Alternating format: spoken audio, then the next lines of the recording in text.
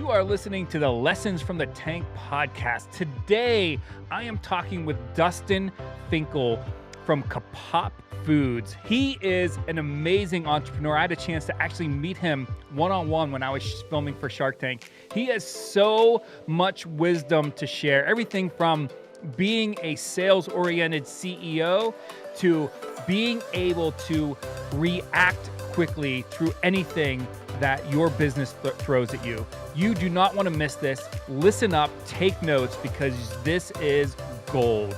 Enjoy. Hey, Dustin, thank you so much for being part of the podcast today. Joe, I appreciate being here. I look forward to talking about Shark Tank and a little bit about business. So we're gonna have some fun. First of all, I'm pretty sure you and I met during taping. You were like this enormous guy with a cape on. So like you're like 6'6", something like that. I'm pretty sure you had to like duck to get in through the doorways, but you were definitely had a memorable pitch out at Shark Tank. Well, I appreciate that. Yeah, I am 6'6". I'm also 270 pounds, believe it or not, which thankfully I don't necessarily look that big, at least physically, but I can have a dominating presence, and we use that to my advantage in coming in the superhero a la Superman with the suit, ripping it off and superheroing it up on Shark Tank. Yeah, and if anybody gets run over by a car, I'm sure you could just go over and just lift it right off of them too. So I wish. Yeah. So you are the CEO of, I guess, what was Kapop Chips, right? And that was on season 11. What episode was that? I just watched it, but I remember which episode it was. You know, I've been asked that a lot, and I should probably know. It was in January. I think it was episode 19, but I would honestly, don't quote me on that because I could be off. So we'll have to but it is on Hulu. So if you search for it on Google, but you have a fantastic product. I've actually tried your product. The Sharks really loved it. Tell us a little bit about what it is, because people should buy it. It's pretty fantastic. If you leave with one message from this podcast, buy my product. Yes. But in all honesty, Kapop Snacks is an awesome product in my opinion, because what we're trying to solve is the lack of taste in the natural food market. There's so many products out there that claim to be natural or healthy, and either they are and don't taste good, or they're inauthentic to what they stand for and have other fillers. And we are an ancient grain brand, and so super grains like sorghum and quinoa and things like that, but we're 100% ancient grains, no fillers, no corn, no rice, no wheat, none of the bad stuff. We add cold pressed oil and seasoning, but really what differentiates us is our amazing over-the-top flavors that are using ingredients that you find in your pantry. And I always joke that the differentiation for our product really shouldn't be in that we're simple ingredients and great taste, but that's what we are. And when we aired on Shark Tank, it was honestly just 4 products, 4 SKUs, or 4 chips. We had rosemary, garlic, salt and vinegar, a vegan cheddar, and olive oil and sea salt.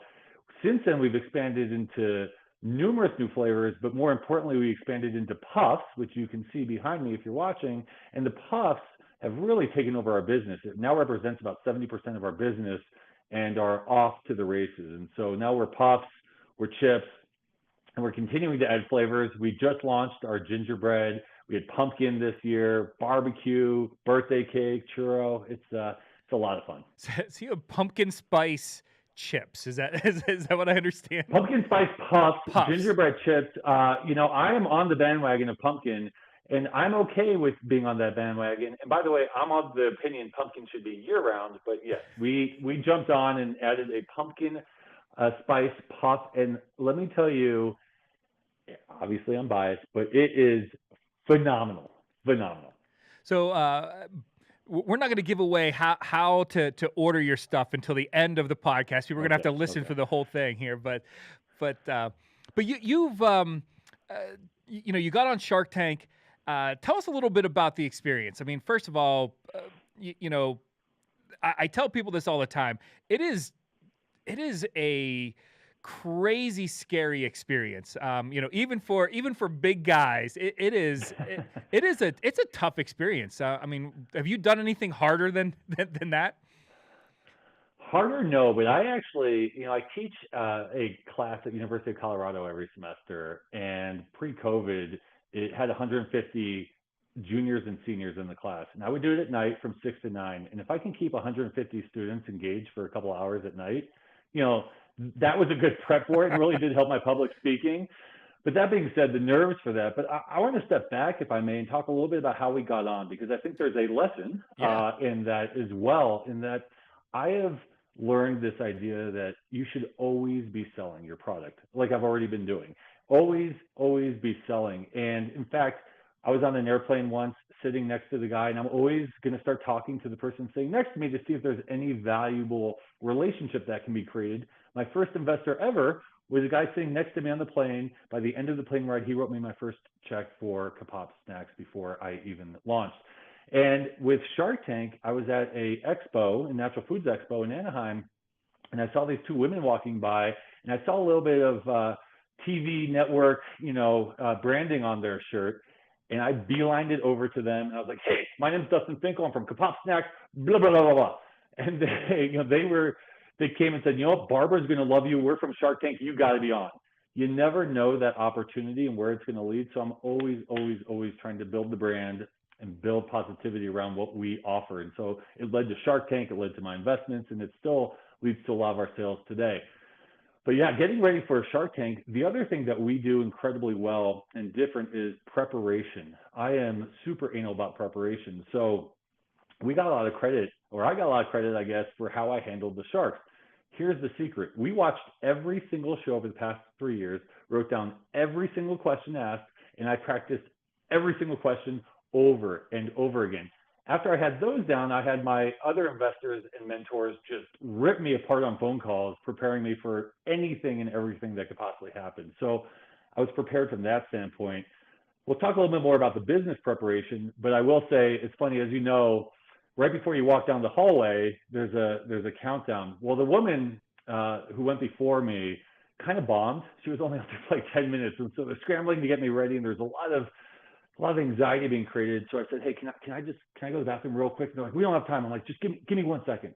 So I ran to the bathroom, and I totally did the guy thing in my suit. I just stared in the mirror. I'm like, "All right, it's game time. Let's do this. We got this." And like psyched myself up.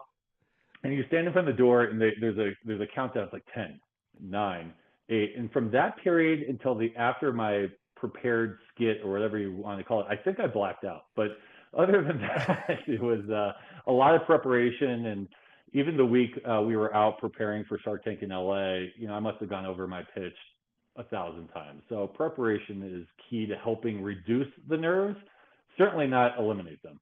So you said so much in the last 3 freaking minutes here that we could probably do 6 podcasts on this. But the first thing I do want to hit on is the salesman as the CEO.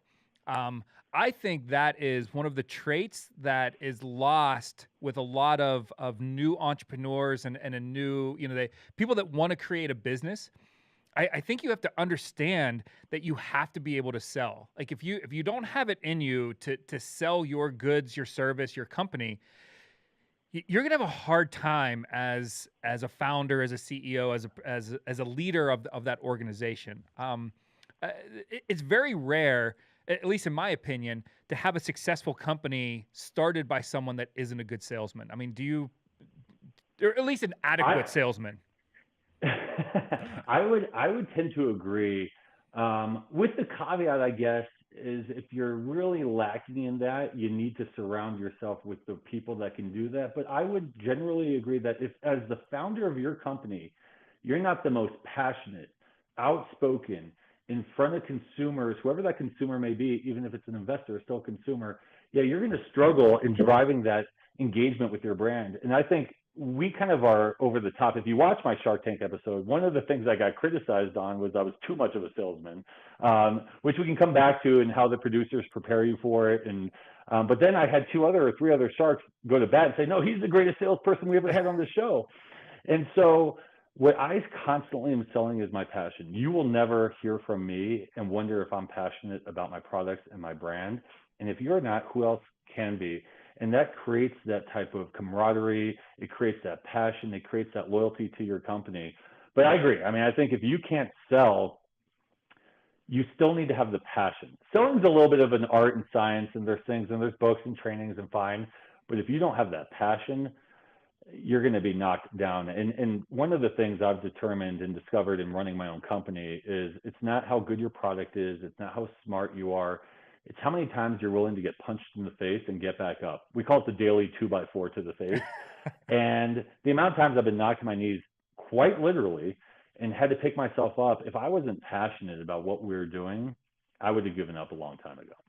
Yeah, there's yeah, I lost sleep last night, but I still get up and go do my thing is, Yeah. man, that's a hallmark of a good founder. Because it happens. I mean, anything you start, there's very few companies that they put their sign outside and people are just lining up to take whatever they're selling. I mean, there's a lot of trials and tribulations with starting anything. I would say there's a lot of overnight successes that were 10 years in the making. And so there's so many times you hear and people think of these companies, especially in food, Kind Bar, oh my God, they blew up. It's like, no, that was 10 years in the making. And, LaCroix water, that kind of seems like it came out of nowhere, or these other adventures they are adventures, these other Right. food companies that have just grown up so fast. It took a lot of building and perseverance and luck and skill and all these things, the typical blood, sweat, and tears. And I'm happy to go into each of those areas, but if you're not committed to it, and I talk about a lot I travel about 120,000 miles per year domestic, and even during COVID, I still was traveling quite a bit. And it's because I am always out there building this brand, whether it's selling to retailers, whether it's in front of consumers, whether it's demoing, whether it's investors. That's the life of an entrepreneur. And it's not as glamorous. We were talking before the show about the joke, like, oh, they said you should be an entrepreneur. You make your own hours. You can do what you want. And I was like, yeah, my own hours. I think I make like a couple hours of sleep, maybe. And during that, it's fitful sleep at best. So, it's an amazing adventure, and it's so exciting to see what you're able to create and build your own business. But it's rigorous. It's not all glamour. It isn't, and the other thing too as an entrepreneur is you have team members, or typically you have team members around you, and you take the 2x4 of the face, and you have to smile through your broken teeth and say it's all right. We're we live to fight another day, and that also gets back to the passion thing, right? It's you have to. You're not just selling to your consumers or your investors, you're selling to your teammates, you're telling to your employees, keeping that going, because they want to hear that things are going to be okay, and they want to grab a little bit of that passion that you have. It keeps them coming back the next day. Yeah, I would say the best thing you can do as a starting entrepreneur, because it was just me and one other person for quite some time, is have that person that you can fall back on, that has your back, that you can confide in, that you can trust, that you can commiserate with, because it's lonely, it's an emotional roller coaster. And I was very fortunate to have somebody that could really balance that out. And then I had family who really was supportive. You need those aspects, because I can't imagine going at this truly alone.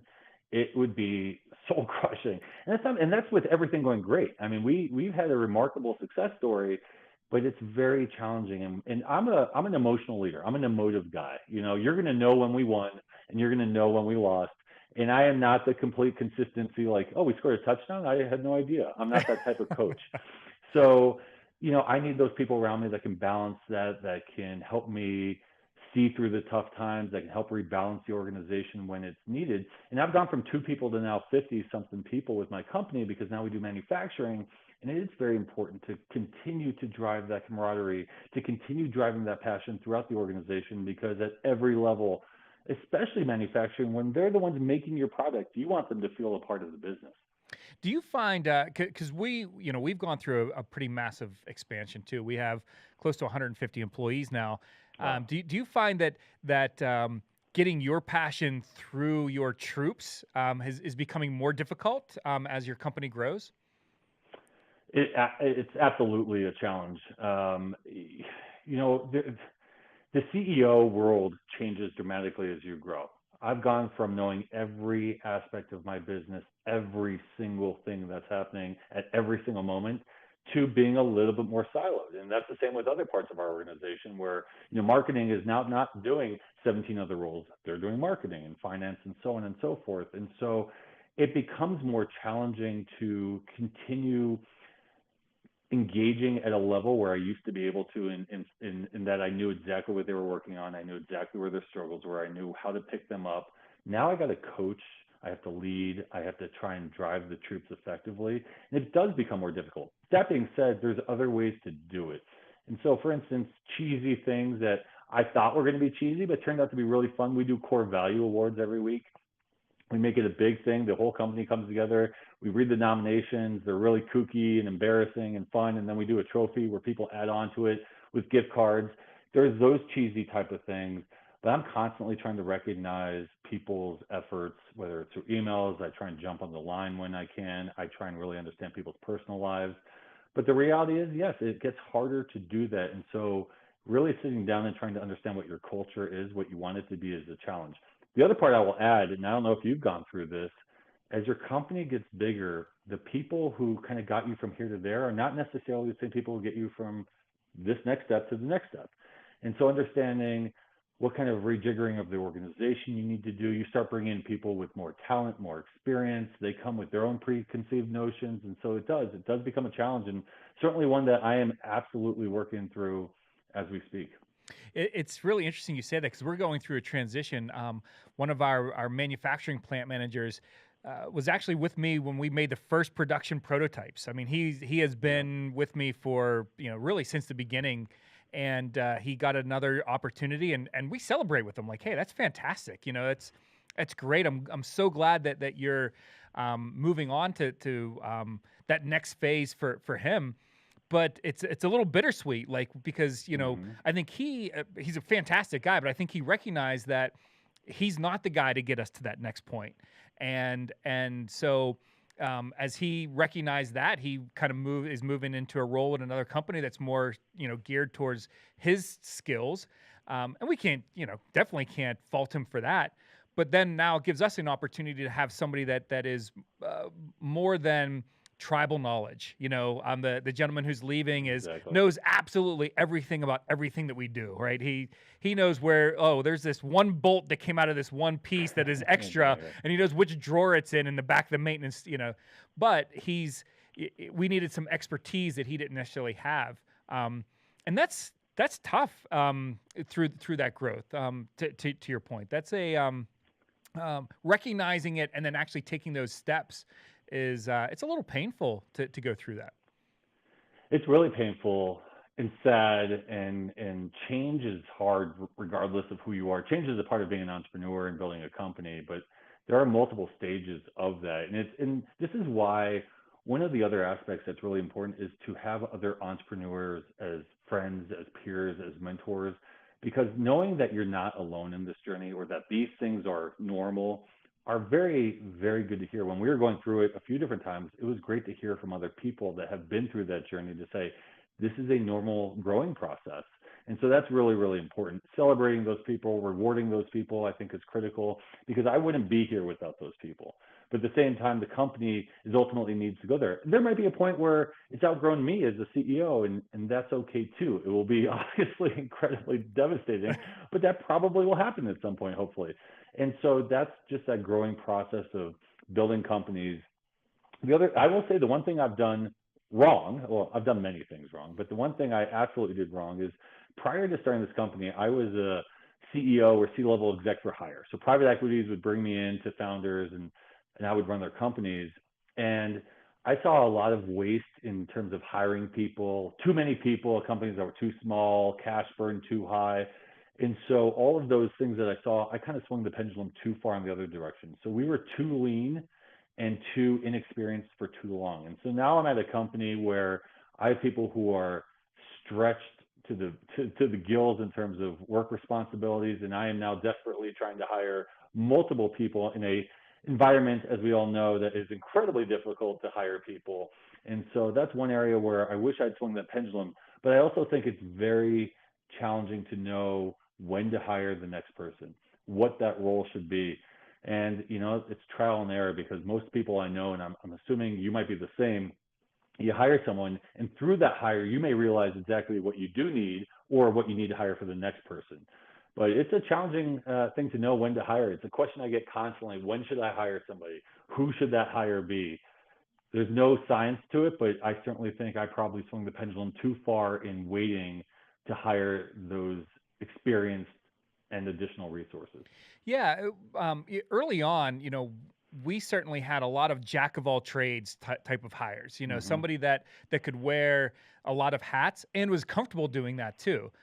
Where it was like, okay, like, all right, you're on customer service today. All right, now Yeah. now you're in, in accounts receivable, and they swing the hat, uh, and we've just in the past year, we've started, getting into some really, to your point, really specialized hires.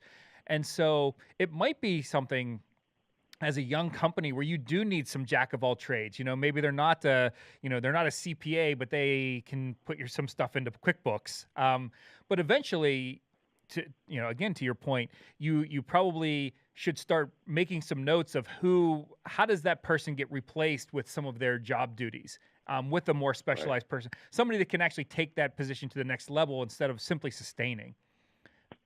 Agreed completely. The Jack and Jill of all trades. We've had so many roles called that. We literally, that was their title, like Kapop of all trades or Jill of all trades.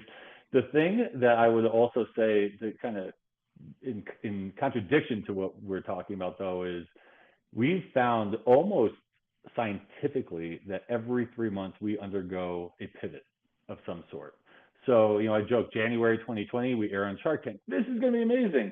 March of 2020, COVID. July of 2020, we extended into Kroger. Like there's every 3 months. And in January 2021, we came together with another company. And so there's constantly these pivot points. And so one thing that is okay is you don't need to hire people with the 3-year journey in mind when you're a young company. I think it's okay to say, what do I need now for the next 3 to 9 months? And hopefully that person, if it's the right person, can adapt and change as you become more specialized and they can find the right role.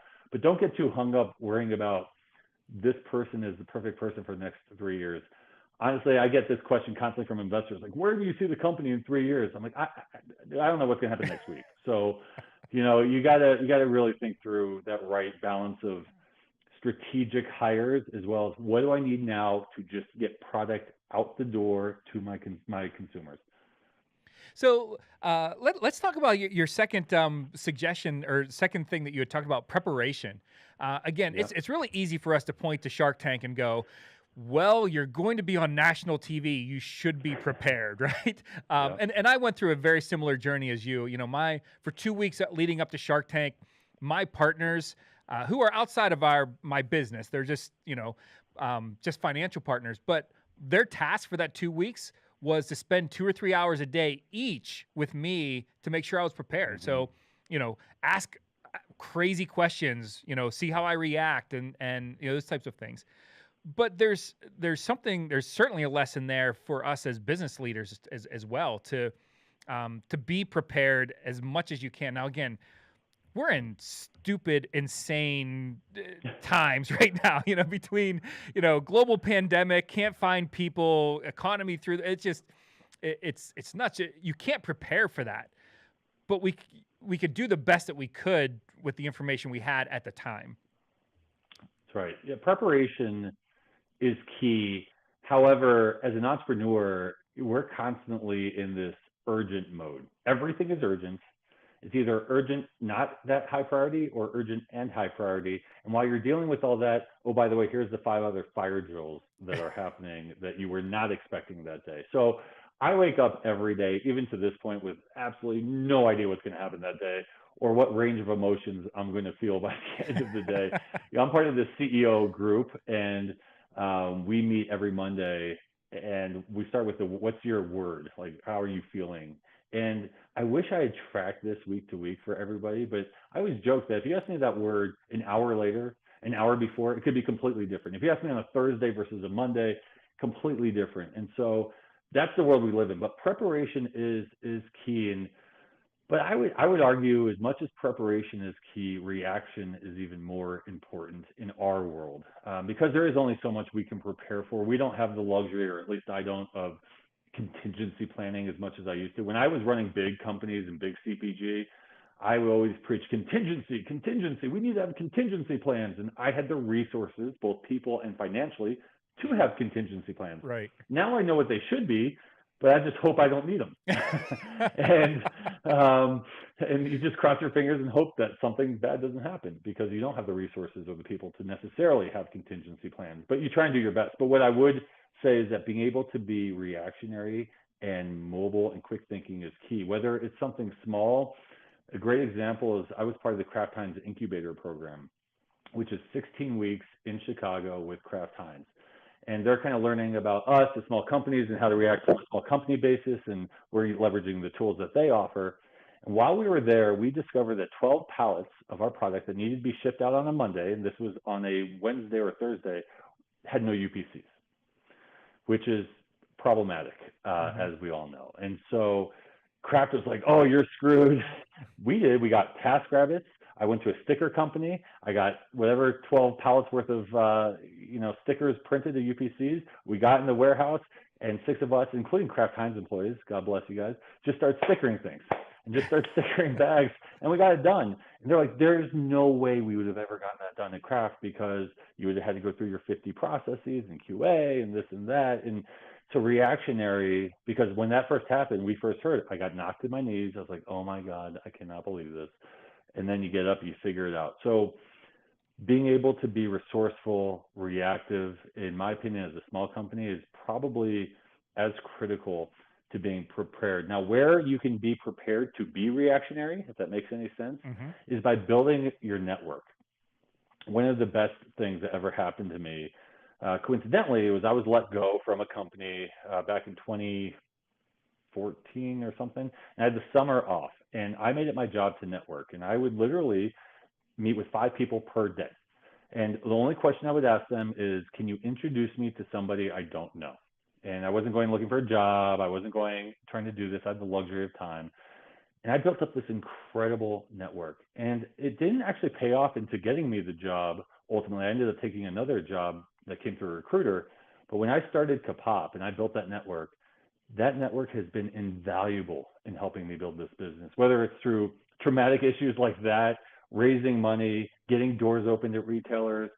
So I am a big, big believer of networking, and network when you don't need anything, because that's when you can really build relationships. But it's always everyone's back burner. It's always everyone's back burner till they need it. And quite frankly, I've kind of fallen into that lately as well. So I need to listen to my own advice. But networking gives you the resources to be properly reactionary when these issues do arise. You know, it's interesting. We have summer interns every year, and we've had that since we started. And college kids, come in, work for us a little bit. And I told them the most valuable thing that they can get out of the experience isn't the work experience. It's actually the access to the people that I know. As crazy as it sounds, I mean, it's you're within my industry. The window and door industry is kind of a small industry. A couple people, suddenly that opens up a world within our our little circle of influence there. And so networking is huge. Knowing the people who know the people is it's invaluable. It's crazy. And it solves so many problems. It really can. It solves literally all the problems.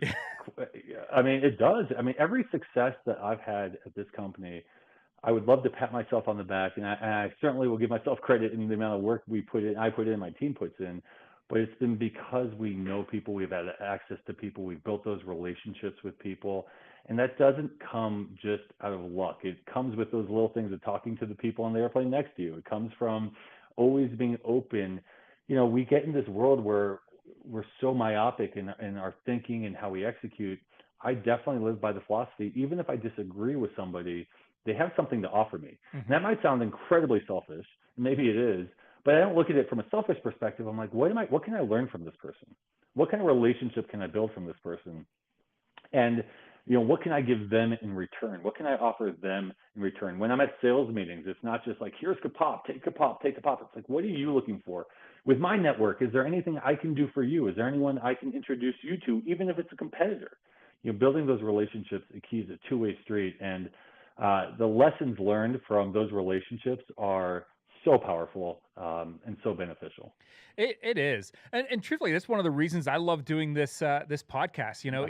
Even though we have we've all spilled blood in the same arena, so to speak, with Shark Tank. There's a lot of us, and we have Facebook groups and stuff like that. But this one-on-one, getting to know you through this time is it's invaluable. Who knows in the future when you and I might cross paths again and know a guy who knows a guy. Yeah, there's incredible power in that network. So some of the best things that have come out of the Kraft Times incubator wasn't stuff that Kraft did for me. It's the relationships I have with the 9 other companies. Our relationship with each other is incredibly powerful, and we've helped each other so many times. My Shark Tank connections, the people I met like you when I was out there, I can't tell you the amount of conversations that has led to, and resources and knowledge that comes through. And so it's always about giving back, because you never know. I'm sure you do too. I have so many conversations about preparing for Shark Tank, or how do you apply, or this and that. And I do it willingly because so many people did it for me. Mm-hmm. And it's kind of that circle of relationship that is created. But being open to that, that's the hard part. That's the part I think a lot of people are not into. And there's moments where, frankly, I don't want to either. I just want to sit on a plane, or I want to sit in this place. But people joke, I get off a plane and everyone's like, "Do you get another investor?" or "Who did you meet this time?" And it's kind of a joke, whether it's on a plane or at an expo, because that's become my superpower. But it's not out of luck. It's because I am actively seeking that in a way that's not aggressive. It's in a way that I want to build a relationship, because I've learned I don't need it to pay off today or next week. I know it will probably pay off in 2 or 3 years down the road. Man, there is so much. I'm sad that we're out of time here because I feel that, like I said, I feel that you and I could probably do 6 or 7 podcasts here. This has been fantastic. So thank you. Tell us how we can sample some of your amazing snacks, especially the pumpkin spice one, which apparently I need to order now, and the gingerbread. Yep. So, but what's the best way of getting our hands on some?